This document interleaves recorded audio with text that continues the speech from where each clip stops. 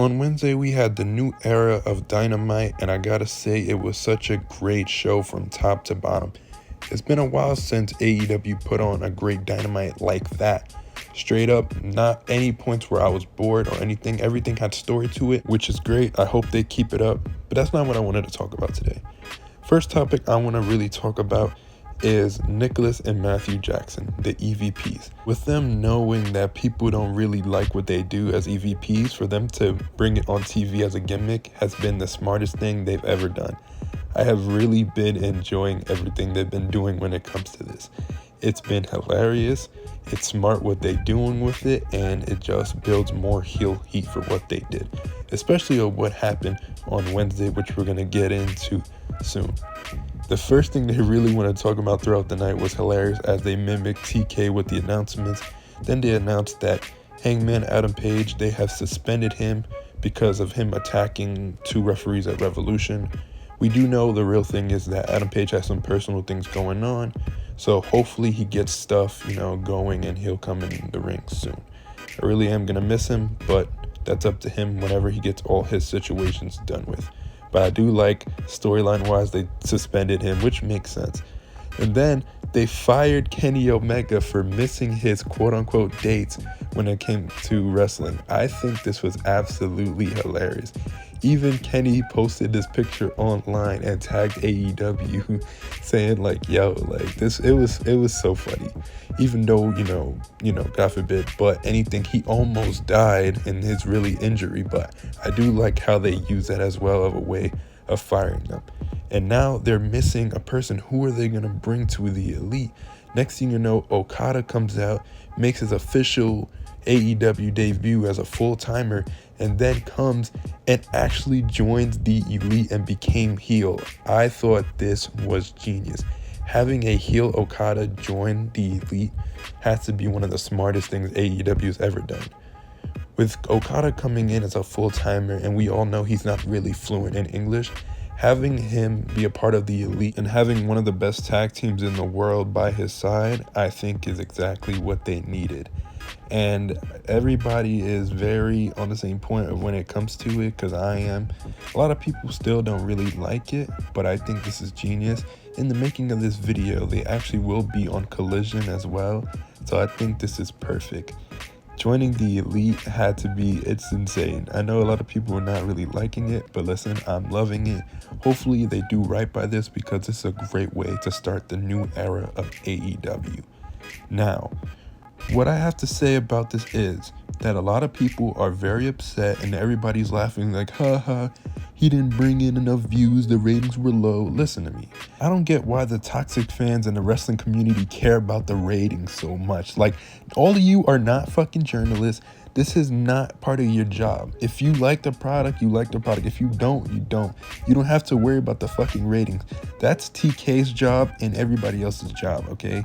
Just enjoy the wrestling. If you enjoy the wrestling and the shows are great, that is what all that matters for your side. Let them worry about everything else. Stop talking about the fucking ratings, because it has nothing to do with you. That shouldn't be the reason as to why you like or dislike the show. Next topic I want to talk about is SmackDown. With The Rock coming with his new entrance, I thought was pretty badass. And him plus Roman's entrance took like 15 minutes itself for that to finish. But then having those two come in and then have Cody and Seth come in, both coming in with like the Shield-esque entrance, I thought was pretty cool. And Seth coming in with a Team 7 Bucks, I thought was hilarious. Now, for the actual promo, I really think it was entertaining for what it was. Seth really called him a Mr. Midlife Crisis. I thought that was hilarious. But them accepting the challenge was pretty much the biggest part of this whole situation. And Roman laughing about like how you have Seth doing all the talking for you, I thought was hilarious. And Cody finally got his lick back and smacked a Samoan out of Dwayne. I thought that shit was great. Finally, that happened, and then that's when SmackDown got off the air. And now it's official that the tag team match will be the main event for night 1, which is great. The only thing I didn't like about last night's SmackDown when it came to this is that they really didn't have enough time to really say a lot in a promo. It wasn't a lot talked about, which they should have done. Now, obviously, we do have 4 more weeks to build. I just wish we had more time, because you do have 4 of these men finally showing up after the press conference together. It should have been more and more heat. I just think that Fox should have did a better job of doing time when it came to having SmackDown on, because I feel like they could have cut off a couple minutes, due to the fact that that all 4 of these guys' entrances takes like 40 minutes itself. So they only had like 4 minutes of promo. I wish they had more time, because this could have been even more better. And we could have gotten more stuff as to why Cody did what he did with The Rock in the beginning of the whole situation that started all of this. But like I said, we do have more time to build. I just wish they just put in more work and lower the minutes when it came to other people's matches or whatever, or just timing the minutes correctly.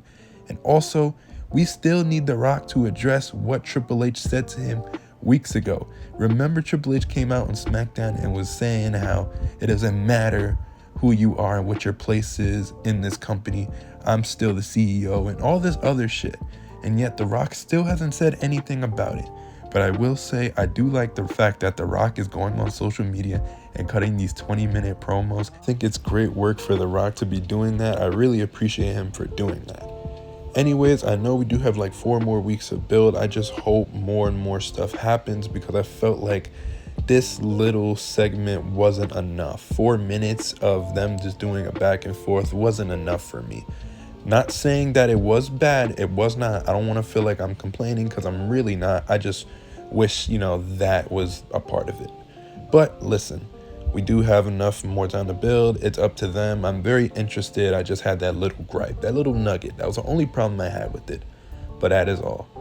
What do you guys think about everything that happened? What about the whole Okada situation? How AEW is looking? Big Business is next week with Mercedes debut. SmackDown, what do you think is going to happen with Roman, Rock, Cody, and Seth? What do you think is going to happen? Let me know in the comment section below. Once again, this has been NezReacts, and I'll see you in my next video. Love you guys.